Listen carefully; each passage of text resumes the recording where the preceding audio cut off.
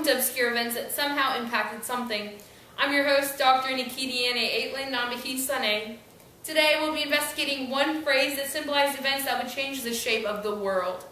You shall now embark on this journey with me in Living with Livingstone. The scramble for Africa marked a turning point in European history that would establish a new political order for Africa and beyond.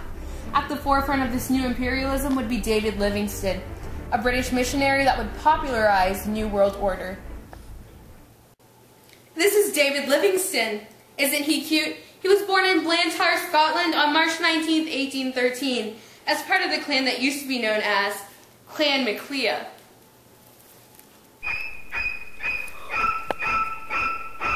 This is the young David Livingstone.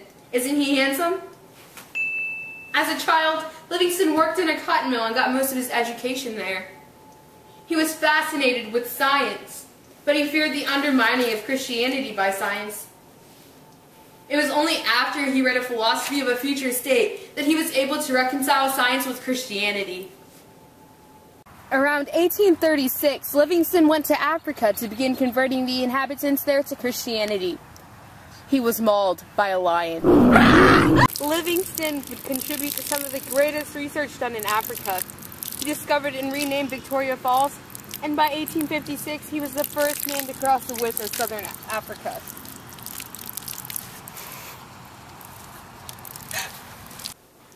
Livingstone was also an ardent proponent of anti-slavery. He published numerous books against slavery, and it helped to stir anti-slavery protests in Great Britain. In fact, it was thanks to Livingstone's efforts that anti-slavery efforts with the Sultan of Zanzibar were partially successful. Livingstone was a star in Britain. After him, others began to explore the then unknown land of Africa, helping to initiate the infamous Scramble for Africa. In 1866, Livingstone made his final trip to discover the source of the Nile River. It was here, on this expedition, that he famously disappeared. This is Henry Morton Stanley. Stanley is an American journalist of the New York Herald. He is going to find Livingstone. I'm going to find Livingstone.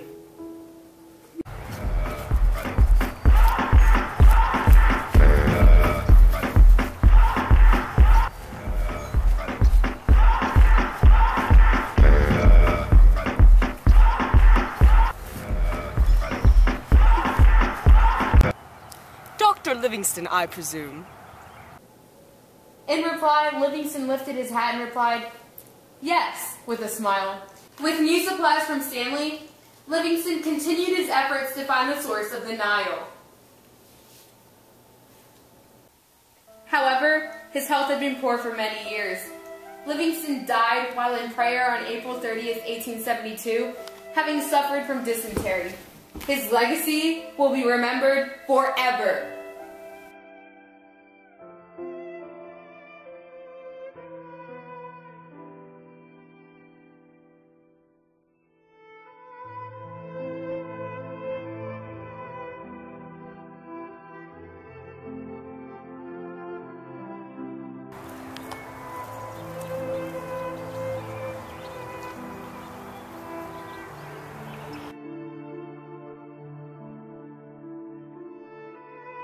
The tribe embalmed him with salt and then sent his body back to England.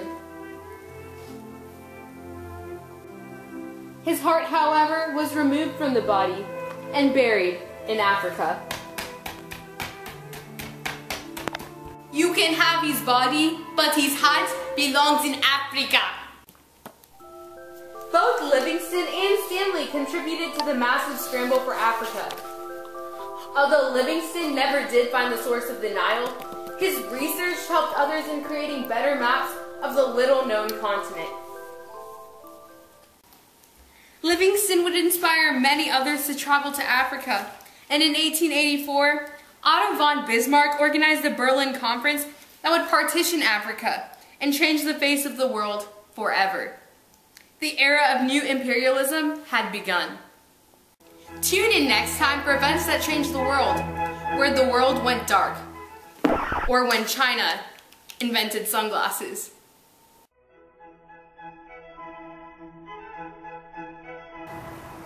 Should I dance like this? Yeah.